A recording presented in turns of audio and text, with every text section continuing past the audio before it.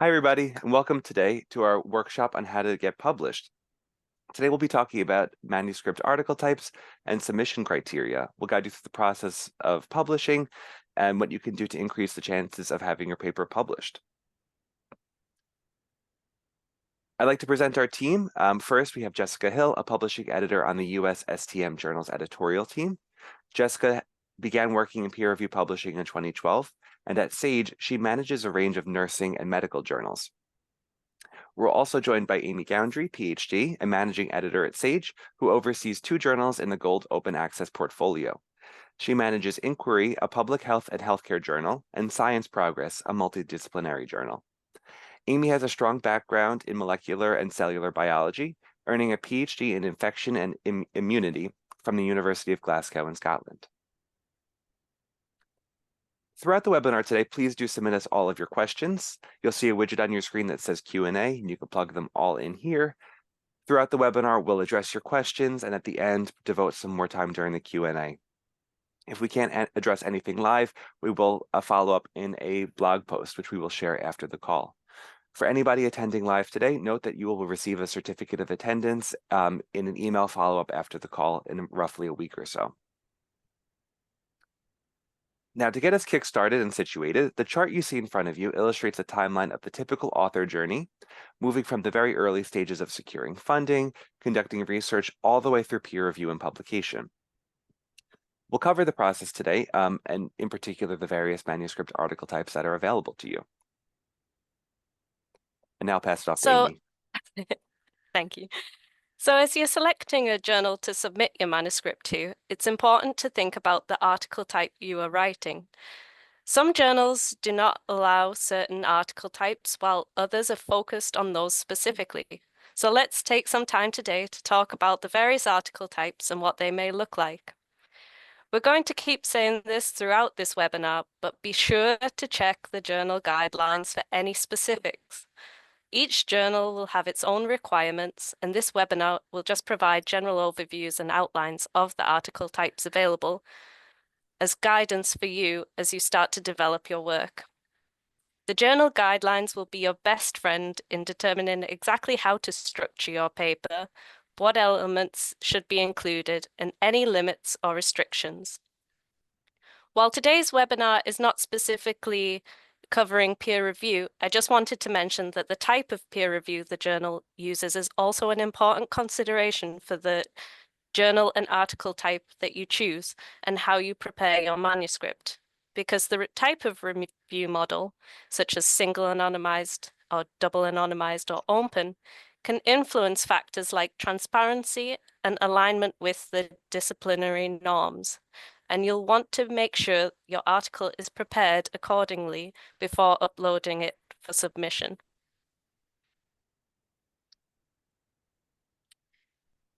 So original research is the most common article type and what we mainly focus on as researchers.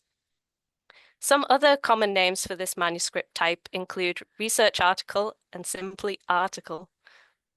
Research articles should present original work that's within the scope of the journal and which represents an important advancement in knowledge and understanding.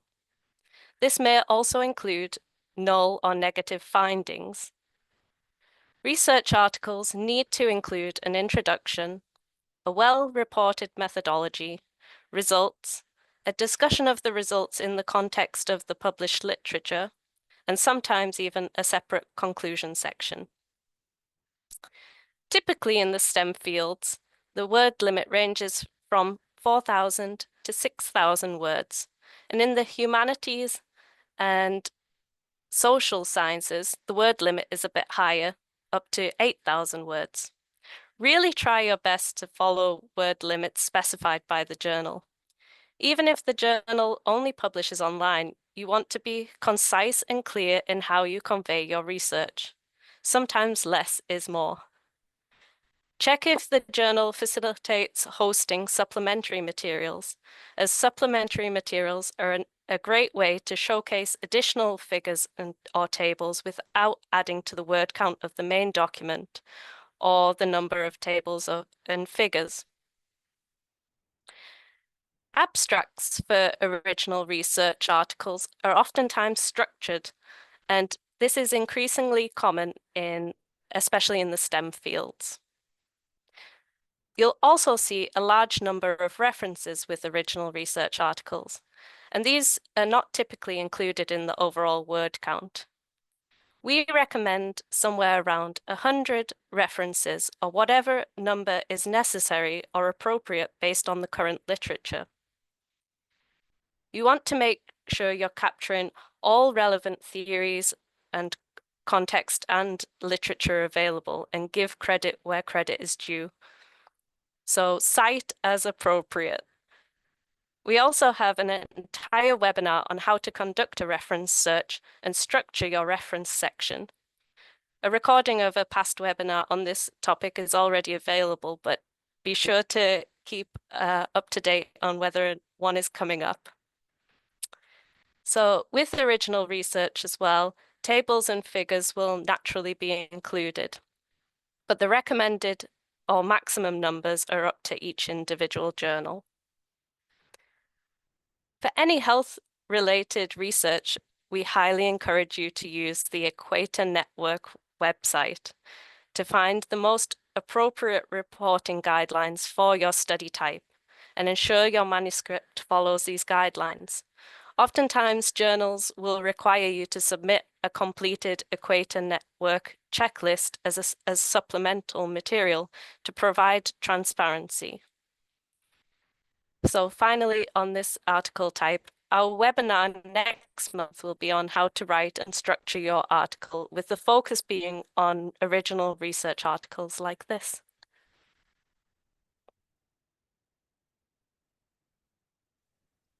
Shifting to talk a little bit about registered reports. Mainly, there are two different kinds of registered reports. There is a pre-data registered report. This is before any data has been collected or sometimes before the research has even taken place. And post-data. This is before any existing data have been examined and analyzed. Registered reports are a form of empirical article in which the methods and proposed analysis are pre-registered and reviewed prior to the research being conducted. This format is designed to minimize bias and deductive science while also allowing complete flexibility to conduct an explanatory or unregistered analysis and then report the findings. These are a relatively new submission type that we have within Sage Journals. I would highly recommend that you review your journal in question to see if they accept the article type for registered reports. If it doesn't, you can also reach out to the editor to see if that is possible. Generally, the word limit is going to be about 4,000 to 6,000 words and will have structured abstracts. So within the next slide, I'd like to briefly talk about validation studies. So these should be carried out to validate that a scientific finding is accurate, reliable, and reproducible, and may be written in the style of a brief or short report or as an original research article. Again, it's really important that you check each journal manuscript guidelines to see any specific requirements.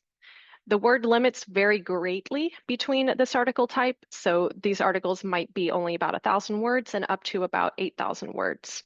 For the most part, you will see structured abstracts, and references can be from 20 to over 100 sometimes based on the journal as well.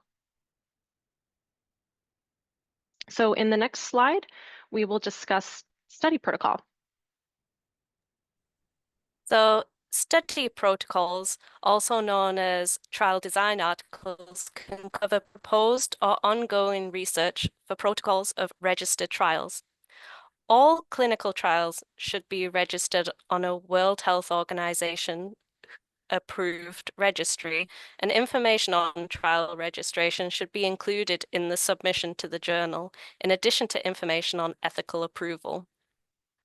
For study protocols of clinical trials, the SPIRIT checklist may be appropriate, but use the Equator Network website to verify that you are following the most appropriate guidelines for your paper, as there are some variations in this checklist. The word count for a study protocol is generally between 4,000 and 6,000 words, which does not typically include references, and we recommend somewhere around 100 references or whatever number is necessary or appropriate based on the current literature, so that the purpose of a study protocol of the study and the choices for the study design are sufficiently justified. The abstract of a study protocol is generally structured, and tables and figures will naturally be included, but the limits will be journal specific. So moving towards review articles, these are also known as narrative reviews or literature reviews. These are critical and comprehensive reviews of current relevant literature, identifying limitations in knowledge and rationale for the study. We have a webinar recording on how to write a literature review, and that we highly encourage you to watch. The main aim of having such pieces is to offer readers an opportunity to understand the significance of developments in areas of the discipline of which they might otherwise be unaware. Review is a generic term and generally refers to a narrative or literature review. Systematic reviews and meta-analysis will always specifically be called out for that, and we'll delve into those next. But reviews tend to be highly cited, and some journals only accept invited reviews upon invitation as well. Be sure to review the journal and author guidelines. For the most part, word counts will be around 8,000, but do range from 4,000 to 15,000. And typically there is no limit to the number of references as well.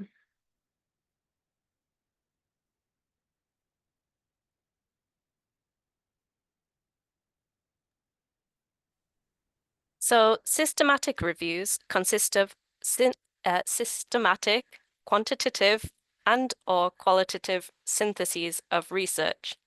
The purpose is to conduct a critical assessment of the literature pertaining to clinical topics, with an emphasis on factors such as cause, diagnosis, prognosis, therapy, or prevention. Systematic reviews include some degree of integration, synthesis, and interpretation of the reviewed research and data sources. And unlike for narrative or literature reviews, systematic reviews should involve a team of authors to reduce potential biases in the evaluation.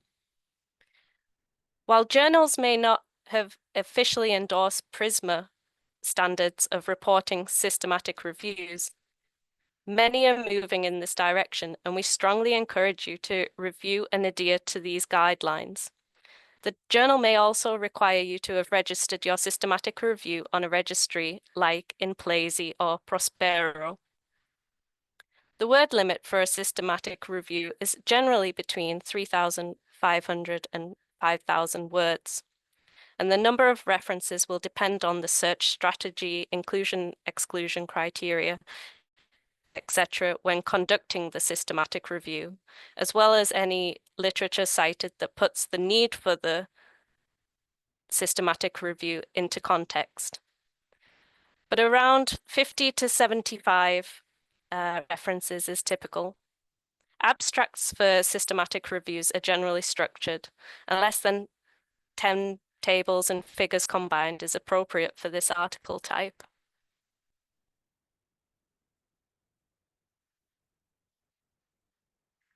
So a meta-analysis is the statistical synthesis of findings and results pulled together from across published studies and data sources.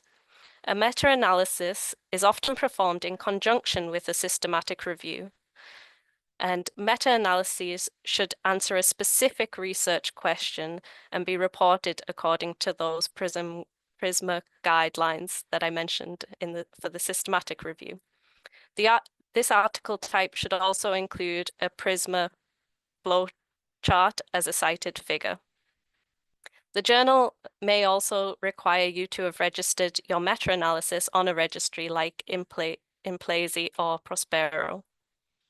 The word limit for this article type is generally between 4,000 and 6,000 words.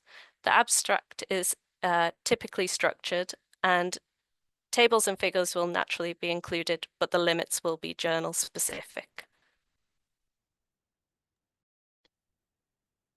So moving towards commentaries. So these discuss the findings, implications, and/or outcomes of the specific research or wider research on a general topic. They elaborate on and offer original ideas about a specific paper or widely researched subject. Commentaries differ from reviews in that they present the author's original ideas and suggestions instead of only just collating and reporting the previous research.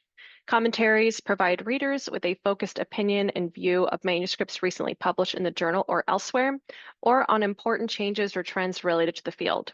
These types of articles may also be called viewpoints, short communication, or article commentaries. Some journals use commentaries as mini reviews of a single article. Some journals invite authors to write commentaries on their own articles published within journals, thereby linking their journal to another journal, for example. Perspective articles can also be included in this category and may be known as a debate or an opinion piece. Perspectives can be a brief continuation on a controversial idea, for example, or a debate between colleagues with differing viewpoints. Next, I would like to discuss case reports. Case reports describe a potentially unusual or interesting case in the course of standard or normal clinical practice. These can also be converted into a case series. Case reports are also sometimes confused and called case studies, but a case study is more of an in-depth investigation of the circumstance or the event that would be reported within a case report itself. Case reports are briefer. Case reports should be structured for a peer review as follows, with an abstract introduction explaining the importance of the case description providing all relevant information, and conclusions describing the detailed outcome of the report, followed by the acknowledgements, funding acknowledgements, declaration of conflict of interest, patient consent statements, references, figures, and tables as needed. But always be sure to check the journal and author guidelines, as some journals do not publish case reports and may have different requirements. So next, I would like to discuss a brief report. Brief reports, also sometimes known as a short or a brief communication. They are shorter than original research and describe original research findings that do not require a full-length paper. These types of papers share empirical findings from a small-scale pilot, preliminary, or exploratory research. They are also about half the length of an original research paper, so you'll find that they're not often any longer than about 2,500 words.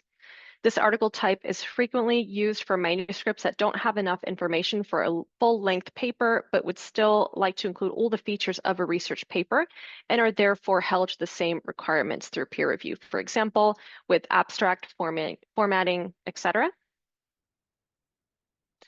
And next, I'd like to briefly discuss book reviews.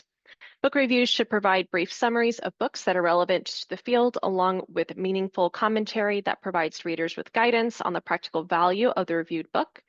Many journals do not accept book reviews, so it's in your best interest to check to see which journals do. Some book reviews are by invitation only and will issue specific calls for books to review. Some journals also have a book review editor or a dedicated team of individuals that simply process the book reviews. You might find that should you wish to write a book review for a particular journal, you should check the website to see if there is a specific book review editor that you can contact. And once they have arranged for an author to write the review on a particular book, they will request that the publisher send the book to the reviewer. This is something that happens most often. So next, I would like to discuss letter to the editor. A letter to the editor is a brief communication that addresses the contents of a published article. Its purpose is to make corrections, provide alternative viewpoints, or offer counter arguments. Sometimes these are known as a viewpoint or a comment. Many journals will encourage you to submit letters if you wish to make corrections, provide alternative viewpoints, or to offer a counter argument. These may be written in a professional tone and include references to support the claims if appropriate. Letters to the editor should consist of 1 to 2 paragraphs totaling about no more than 500 words, no abstract, no subheadings, and fewer than 8 references. If an abstract is included, it will automatically be made the first paragraph. Letters should not include figures or research materials as you are writing a letter to the editor. Avoid logistical fallacies or logical fallacies and ad hoc attacks. Letters to the editor must be written in a professional tone and include references to support the claims when it's appropriate. Letters to the editor commenting on previously published paper in the journal may be shared with the original authors, and they will be allowed to respond to the submitted letter to the editor. Generally, they're published around the same time.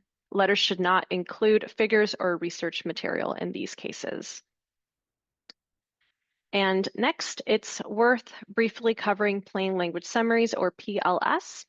More and more journals are asking about this, and it's a good way to share your research with a broader audience. This can be incredibly helpful if the topic is especially niche or has a lot of technical language. The plain language summary sits after the academic abstract. They contain a very clear title and summary of the article using the non-technical languages I just mentioned, which makes it easier and more accessible to a wider audience of readers to understand, read, and digest the content. Many state journals are now accepting plain language summaries, and some have made them mandatory for all submissions along with an abstract. So definitely check each individual journal manuscript guidelines page to see what is required.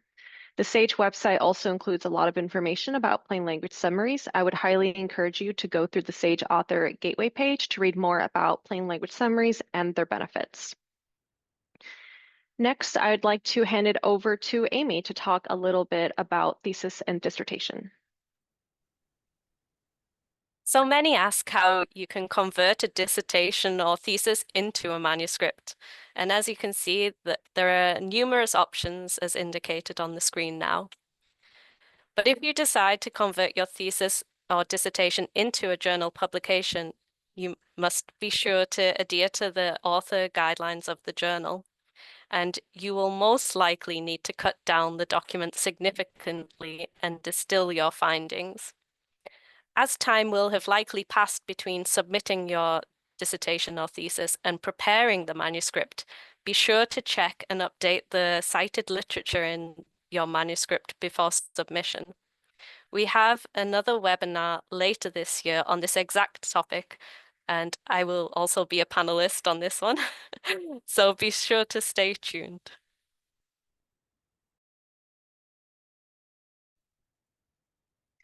So while preprints are not a specific article type, it's worth briefly covering them to better understand how preprints are different from a regular manuscript or journal submission.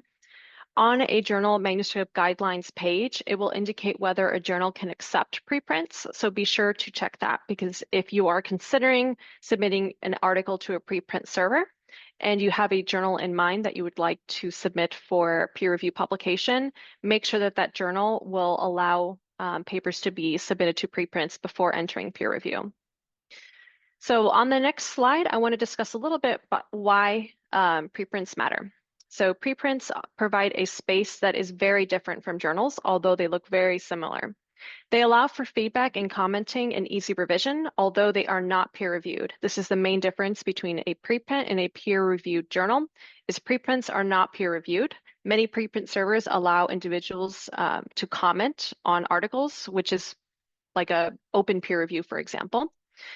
Most of the time, a preprint will go on to be published. Our research shows that about 60 to 64% of articles that are submitted to preprint servers end up being published eventually. And it's important to link these to the final version to encourage people to read the peer-reviewed version as well. So while preprints are not peer-reviewed, preprints are moderated to protect against major harm. So it's an outlet worth considering. It's also very discipline specific on whether preprints are allowed. For example, SAGE, in the next slide, we have a logo for advanced, the SAGE preprint server. There are a number of preprint servers which allow you to submit your articles based on this kind of research that you do. We have our own preprint servers called Advanced. However, this is limited to articles that fall within health and humanities, or humanities and social sciences. The health, medical, and nursing journals, those are not added to our preprint server, but you may find these in other preprint servers online.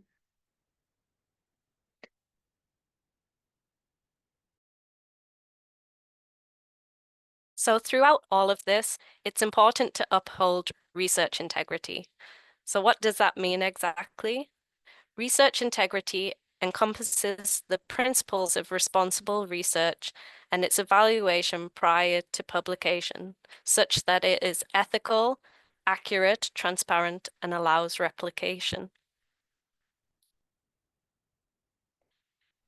We've addressed much of this throughout today's webinar, but it's worth recapping a few highlights.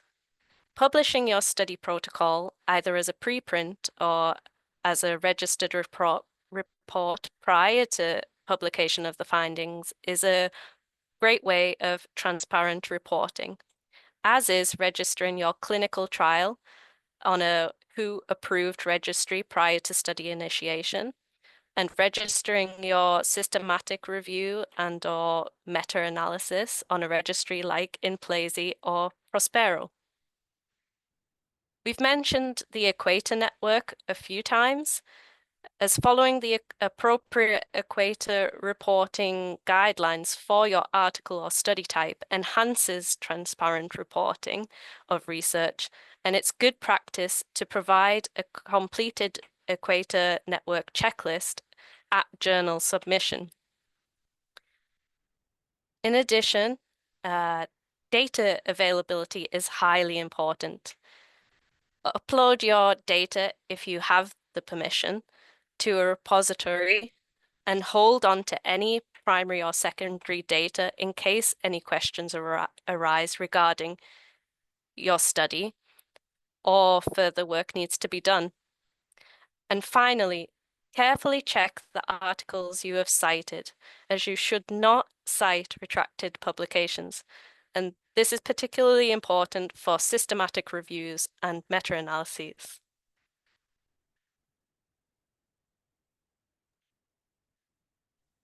So one thing you'll hear from us at Sage is how important it is to read the author guidelines. So we'll say it again, we'll probably say it during every webinar, but please read each journal's author guidelines to help prepare your journal for submission or your article for submission.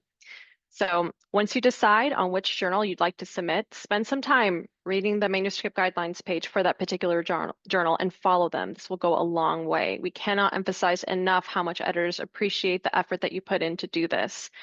If you do not follow the guidelines, there's a large chance that your paper may be unsubmitted and sent back for adjustments before even being considered.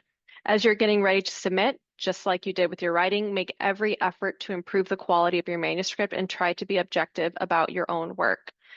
Write for that journal's particular audience. Read the aims and scope, tailor your manuscript accordingly. Make sure to include in your submission the funding, conflict of interest, ethics statements, even if you have nothing to declare. This is also important for indexing requirements for a journal. So when in doubt, reach out to the journal editorial office for advice if your manuscript may be a good fit, for example. You can send over your abstract and a brief outline to help the editor determine if it may be a good fit. Please note that this is not guaranteed acceptance. And again, it's worth saying, check your author guidelines to see if the journal allows for pre-submission inquiries, which is generally the term that is used to contact a journal editor about the suitability for an article before submission. So next, talking about submitting your manuscript. After all that legwork and you are now finally ready to submit, please be sure to only submit to one journal at a time. This is a policy across journal publishers, across journals. You can only have your paper in peer review at one journal at a time. Send in your manuscript through the journal's preferred submission system. For Sage, primarily this is going to be through ScholarOne SageTrack. And follow the steps outlined in the platform. The author guidelines will be your best friend. I cannot thank you enough. And once you've submitted your paper to the journal, now it's time to wait to hear back. Your manuscript will go through the rest of the editorial process, usually starting first with a review by the editor. And as we close the formal part of the presentation, I just want to quickly plug next month we have a webinar coming up. So I would love for you to check out the website, register for any of these upcoming webinars on different topics. We'd love to see you again. We highly encourage you to come back and also watch recordings of other topics that we have covered, including how to write and format a manuscript and how to navigate the peer review process. And I'll kick it over to Sean to talk about the Sage Journal resources. Thank you, Jessica. And another webinar to flag, of course, is what AB had already mentioned. In June, our webinar on how to convert your thesis into a manuscript. So definitely something applicable to our audience today. This is the last slide we're going to talk about today, our journal resources. So anyone who's looking to get published, looking for additional support, please do look at Sage's Author Gateway. It's a dedicated space for author support and services. We've got resources, tips and tricks, information on how to publicize your journal after it's published. Lots of really valuable resources there. And for anybody who reads Chinese, we have a translated gateway there as well. A huge thank you to all of you for attending. And please, as we're continuing to talk, do submit your questions in the Q&A. I see a number of good questions popping through right now, so please continue to do that. And please continue to send them. So now I'm going to go through and read some of the questions we've got, because we've got, as I said, lots of good ones. So to Jessica and Amy, I'll pose my first question. What factors should I consider when selecting a journal based on article type?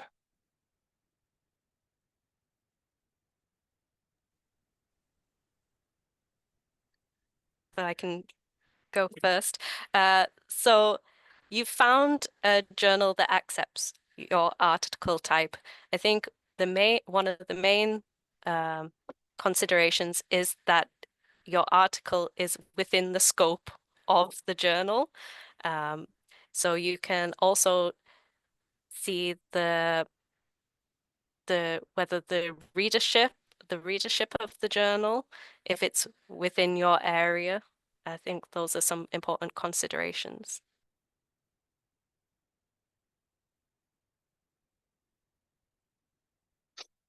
Great, thank you, Amy. We've got another question that came through.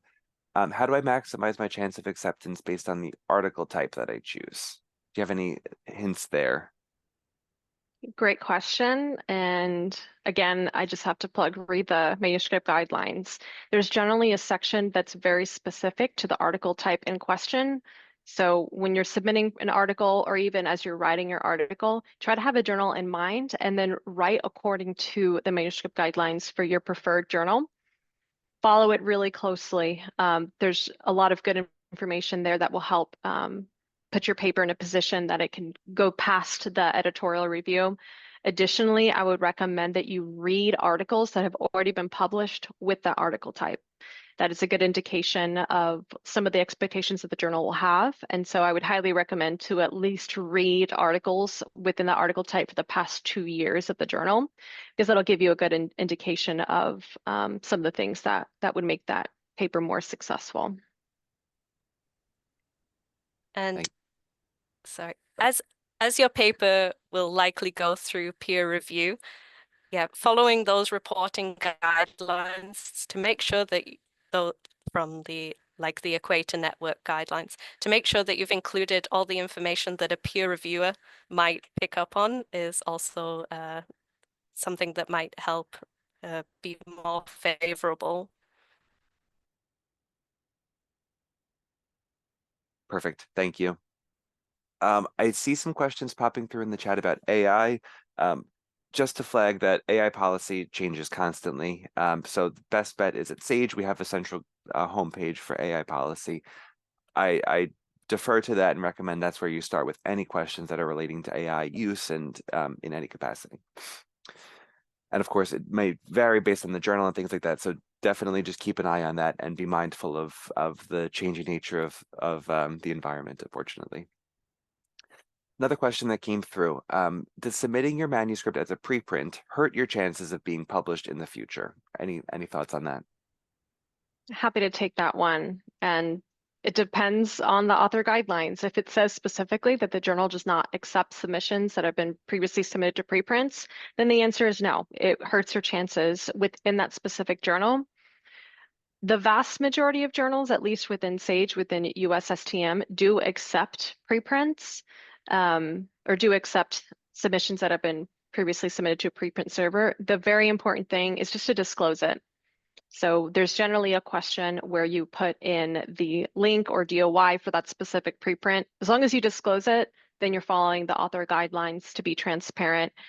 If a journal is double anonymized, for example, and you submit it to a preprint server, while that doesn't hurt your chances of it being published in the future, it could make it harder for a journal to keep the anonymity within the double anonymized process. So keep that in mind too. So if you have a reviewer that is reviewing your paper, something that they might do is go on PubMed, go on the Sage Journal's website, for example, to review existing literature.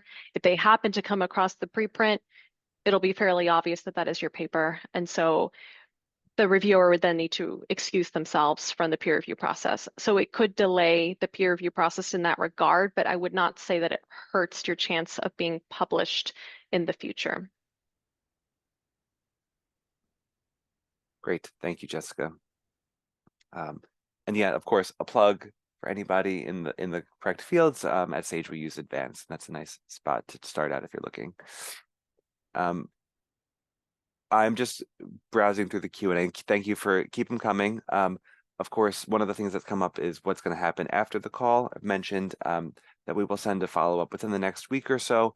You'll receive links to today's recording. You'll receive, anyone who's watching this live will receive a link to the slides as well as a certificate of attendance. So hopefully that will answer some of the questions that we're seeing here. We've got a question here about Prospero and if there's anything to use instead of or in addition to Prospero. I'm wondering, Jessica, could you take that one? Also, we'll say check your author guidelines because it usually will tell you which one the journal prefers. But aside from Prospero, there's clinicaltrials.gov, the WHO International Clinical Trials Registry and Platform, ICTRP, also EU Clinical Trials Register, along with very many. If you are in China, for example, there's the Chinese Clinical Trial Registry as well. I would just say to check your author guidelines because generally it will tell you which one the journal prefers. And then, for example, what kind of documentation is required to prove that the trial went through the clinical trials. Great, thank you very much. I'm seeing a number of questions here that might be outside of the scope of what we're discussing in today's webinar, unfortunately, but I do think that they have merit and of course will be probably picked up in future webinars and have possibly been covered in past ones. So that's something I will plug and continue to plug, so please do take a look at those. And I think with that, we've covered everything today that's directly relevant to what we've discussed. I want to thank everybody who has joined us, for all of our attendees and for all of your questions. Huge thank you to Amy and Jessica for your expert knowledge. And to everybody joining us live, I hope to see you in a future webinar. Thank you very much and take care.